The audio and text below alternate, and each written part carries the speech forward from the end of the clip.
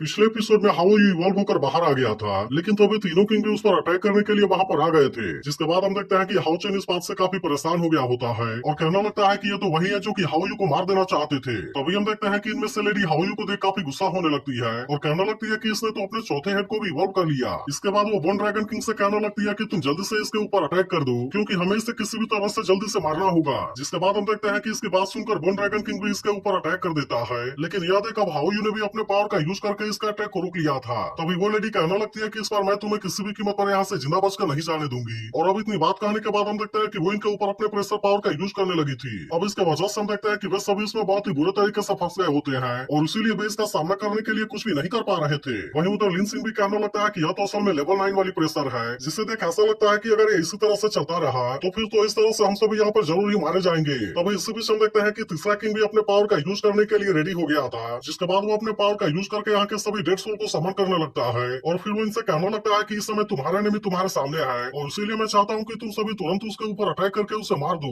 लेकिन तभी हम देखते हैं कि हाउ चेन भी इनका सामना करने के लिए पूरी तरह से रेडी हो गया था और कहना लगता है कि हमें जितना जल्दी हो सके इस प्रेशर को खत्म करना होगा। वहीं दूसरी तरफ हम देखते हैं कि अब डेड सोल भी इनके ऊपर अटैक करने के लिए रेडी हो गए थे और फिर वे सभी तुरंत इनके तरफ आने भी लगते हैं। तब इससे देख हाउ चेन भी हाउ यू से अपने पावर को यूज करने के लिए कहता है, जिसके बारे में सुनकर हाउ यू भी तुरंत अपने पावर का यूज करने लगा था और इस तरह से वो यहाँ के प्रेशर को तोड़ने के लिए कोशिश करने लगता है। वहीं उधर सीमा सियान भी अपने लाइट हैमर का यूज करके यहाँ के डेड सोल का सामना करने की कोशिश कर रहा था, लेकिन असल में वो यहाँ के लेवल 9 वाले प्रेशर के वजह से अपने फुल पावर का यूज नहीं कर पा रहा होता और उसी वजह से वे डेड सोल इसके ऊपर भारी पड़ने लगते हैं। जिसके बाद सीमा सियान भी परेशान होते हुए कहता है कि अगर हमने इस प्रेशर को जल्दी से खत्म नहीं किया तो मुझे ऐसा लगता है कि हम सभी यहाँ पर बहुत ही बुरे तरीके से मारे जाएंगे। वहीं दूसरी तरफ हम देखते हैं कि सायर और बाकी लोग भी अपने पावर का यूज करके डेड सोल के ऊपर अटैक करने लगे थे और इस तरह से भी इनके अटैक से खुद को बचाने लगते हैं। तभी इसी बीच हम देखते हैं कि हाउ चेन भी यहाँ पर काफी परेशान हो गया था, इसीलिए वो हाउ यू से कहने लगता है कि अगर तुमने जल्दी से यहाँ पर कुछ नहीं किया तो फिर मुझे ऐसा लगता है कि हम सभी जरूर यहाँ पर मारे जाएंगे। जिसके बाद हम देखते हैं कि ऐसी बात सुनकर हाउ यू भी इसके लिए रेडी हो जाता है और अब वो यहाँ के प्रेशर वाले बैरियर को तोड़ने के लिए अपने और भी ज्यादा पावर का यूज करने लगा था,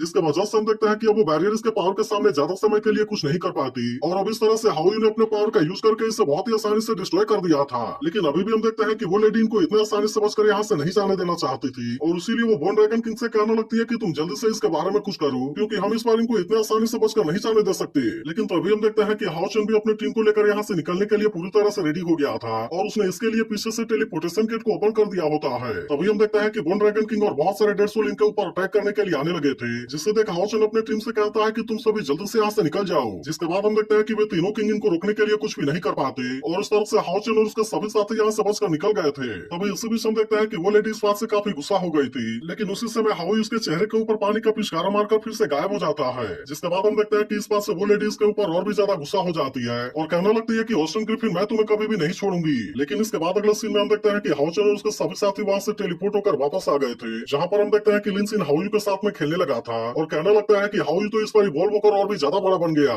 लेकिन तभी हम देखते हैं कि हाउ चेन हाउ यू के बारे में सोचकर काफी परेशान था, क्योंकि उसने इसके मेमोरी में उसे बहुत ही बुरे तरीके से इंजर्ड होते हुए देखा था और इसीलिए वो कहने लगता है कि क्या सच में यह चीज तुम्हारे पास से जुड़ी हुई है। इसके बाद वो अपने सभी टीममेट से इसके बारे में हेल्प करने के लिए थैंक यू कहता है, लेकिन असल में वो भी हाउ यू के साथ में कुछ समय अकेले रहना चाहता था और इसीलिए वो इनसे कहता है कि तुम सभी जाकर आराम करो। जिसके बाद हम देखते हैं कि सार भी इसके बात मानने के लिए रेडी हो गई थी और फिर वे सभी हाउ चेन और हाउ यू को अकेला छोड़कर यहाँ से चले जाते हैं। इसके बाद अगले सीन में हम देखते हैं कि वे दोनों एक साथ में अकेले होते हैं, जहाँ पर कि वे एक दूसरे के साथ में बहुत ही अच्छा टाइम स्पेंड कर रहे थे और फिर हाउ चेन हाउ यू से कहता है कि मैंने तो इसके बारे में उम्मीद भी नहीं किया था, जबकि तुम तो इस बार इवॉल्व होकर पहले से भी ज्यादा बड़े बन गए हो। इसके बाद हम देखते हैं कि हाउ चेन हाउ यू के चौथे हेड को भी नाम देने का डिसाइड करता है और फिर उसे कहता है कि मैं अब से तुम्हें सियाओलन कहूंगा। लेकिन तभी वो नोटिस करता है कि सियाओलन अभी भी डरा हुआ है और इसीलिए वो इनको खाने के लिए इनका सबसे फेवरेट ड्राई फिश देता है। जिसके बाद हम देखते हैं कि बाकी तीनों तो अपने अपने हिस्से को जल्दी से खा गए थे, लेकिन वहीं उधर सियाओलन जैसे ही अपने हिस्से को खाने वाला होता है तभी रेड वाला आकर इसके भी हिस्से को खा जाता है। जिसके बाद हम देखते हैं कि इस बात से सियाओलन काफी उदास हो गया था,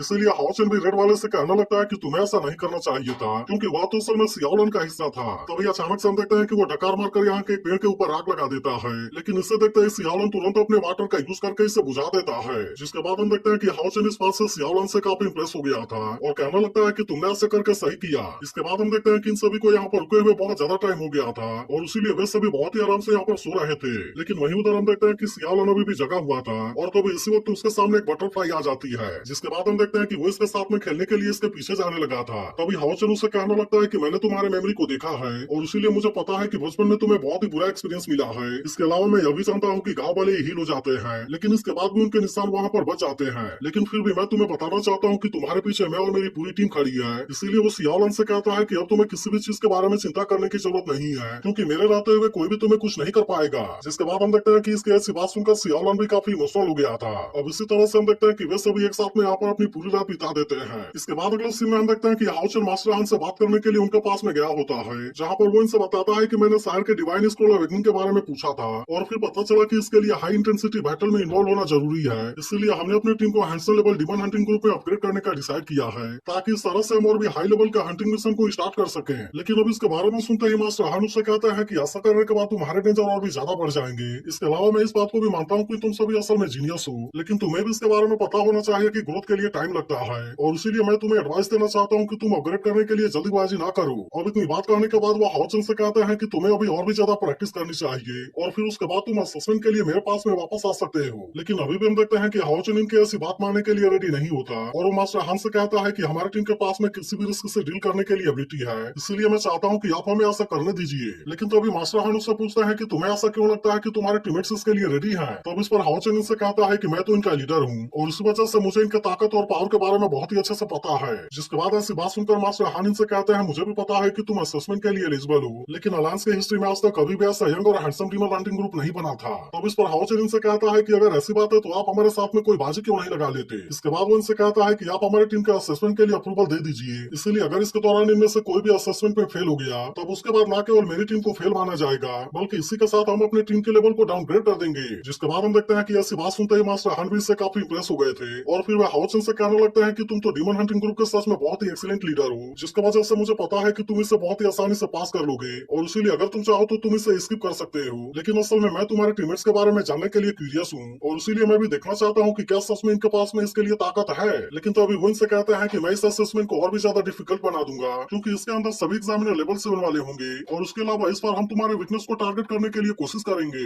लेकिन इसके बाद भी हम देखते हैं कि हाउचन की टीम को इसके बारे में कोई भी चिंता नहीं होती, और अब हाउचन भी इनकी यह बात मानने के लिए रेडी हो गया था। इसके बाद अगले सीन में हम देखते हैं कि वेंग युआन एक एग्जामिनर के साथ में फाइट कर रही होती है, जहाँ पर कि वो इसके अटैक को बहुत ही आसानी से रोक रहा था, और इसीलिए वेंग युआन इसके सामने यहाँ पर ज्यादा कुछ नहीं कर पा रही थी। अभी वो वेंग युआन से कहने लगता है कि तुम्हारे पास में टाइगर के जैसी ताकत है, इसके अलावा तुम तो रैबिट के जैसे मूव करती हो, इसीलिए सच में तुम्हारे पास में भी सीनियर रिंगाकुआन के जैसे वैल्यू है। लेकिन फिर वो कहने लगता है कि तुम्हारी फिस्ट अभी भी बहुत यंग है, इसलिए अगर तुम अपने पूरे ताकत का भी यूज करके अटैक करोगी तो कुछ नहीं होगा। जिसके बाद हम देखते हैं कि ऐसी बात सुनकर वेंग युआन भी फाइट के लिए सीरियस हो गई थी, और अब वो इसके ऊपर अटैक करने के लिए अपने जाइंट सील का यूज करने लगती है। लेकिन तभी हम देखते हैं कि वो इसके अटैक से खुद को बहुत ही आसानी से बचा रहा था, और फिर वो कहने लगता है कि हमने यहाँ पर आने से पहले तुम्हारी इन्फॉर्मेशन के बारे में बहुत ही अच्छे से इन्वेस्टिगेशन किया है, इसीलिए मुझे पता है कि तुम्हारा जाइंट सील असल में बहुत ज्यादा पावरफुल है, लेकिन असल में फिर भी यह बहुत ज्यादा बल्कि है। तभी अचानक से हम देखते हैं कि वो वेंग युआन के सामने से गायब हो जाता है, और अब इस तरह से वो अपने स्वॉर्ड का यूज करके इसके ऊपर अटैक करने के लिए आ गया था। लेकिन तभी हम देखते हैं कि वेंग युआन भी इसका सामना करने के लिए रेडी हो गई थी, और इसीलिए वो अपने जाइंट सील का यूज करके इसका अटैक को रोकने लगती है। वहीं उधर सीमा सियान भी अपने लाइट हैमर का यूज करके एक सीनियर के ऊपर अटैक करने के लिए जाता है, लेकिन हम देखते हैं कि उस सीनियर ने इसका अटैक को बहुत ही आसानी से रोक लिया था। जिससे देखते ही सीमा सियान हैरान होते हुए कहता है कि ये क्या हो गया,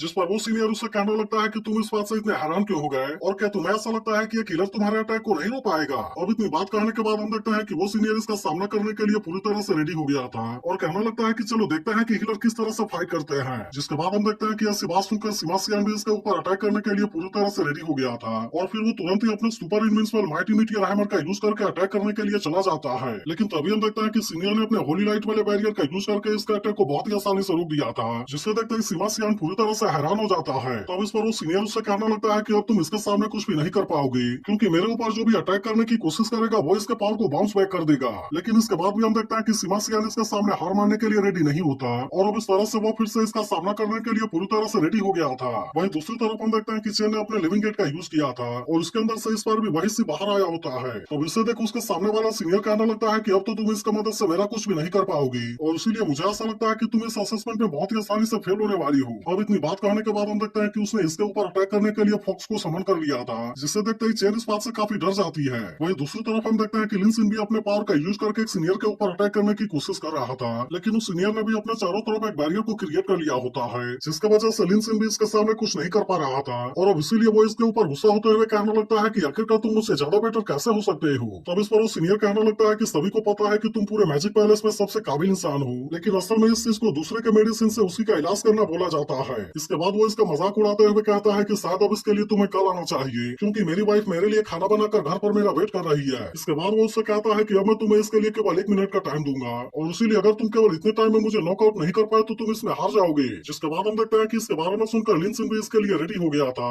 और फिर वो कहने लगता है कि आखिरकार तुमने मुझे इसे यूज करने के लिए मजबूर कर दिया। तो पिछले पार्ट में लिनसिन के सामने वाला सीनियर उसका मजाक उड़ाने लगा था, जिसके बाद लिनसिन ने उससे कहा था कि आखिरकार तुमने मुझे इस पावर को यूज करने के लिए मजबूर कर दिया। वहीं दूसरी तरफ हम देखते हैं कि हान्यू का सामना खुद उसके ग्रैंडफादर मास्टर हान से हो रहा था, जो कि इसके ऊपर भारी पड़ते हुए नजर आ रहे थे। लेकिन इसके बाद भी हम देखते हैं कि हान्यू फिर से मास्टर हान के ऊपर अटैक करने के लिए जाता है, जहाँ की मास्टर हान ने इसके हाथ को बहुत ही आसानी से पकड़ लिया था, और फिर उससे कहते हैं कि क्या तुम हमारे फैमिली के सीक्रेट टेक्निक के बारे में माहिर हो चुके हो। जिसके बाद हम देखते हैं कि ऐसी बात सुनकर हान्यू भी इनको अपने पावर के बारे में दिखाने के लिए रेडी हो गया था, और फिर वो तुरंत यहाँ पर अपने लाइट ग्रेविटी का यूज करने लगता है। जिसके बाद हम देखते हैं कि मास्टर हान भी इस बात से काफी इंप्रेस हो गए होते हैं, और फिर वे इसे अपने साथ लेकर किसी जगह पर आ गए थे। फिर वे कहने लगते हैं कि ऐसा लगता है कि तुमने डेली इसके लिए काफी मेहनत किया है, और इस तरह से तुमने यहाँ के बहुत सारे सीक्रेट स्किल को एक्टिवेट कर लिया है। फिर वे इसे बताने लगते हैं कि लाइट ग्रेविटी और ब्लैक डेजर्ट हमारे हान फैमिली के बहुत ही पावरफुल सीक्रेट स्किल्स हैं, जिसके ऊपर हमें बहुत ज्यादा प्राउड होता है। लेकिन फिर वे कहने लगते हैं क्या तुम्हें पता है कि इसके अलावा भी एक ऐसी सीक्रेट स्किल है जो कि इन दोनों से भी बहुत ज्यादा खतरनाक है। इसके बाद हमें पता चलता है कि मास्टर हान असल में ऑरोरा बाइंडिंग के बारे में बात कर रहे होते हैं, और फिर वे हान्यू से कहते हैं कि अगर तुमने यह सीक्रेट टेक्निक केवल 3 मिनट में सीख लिया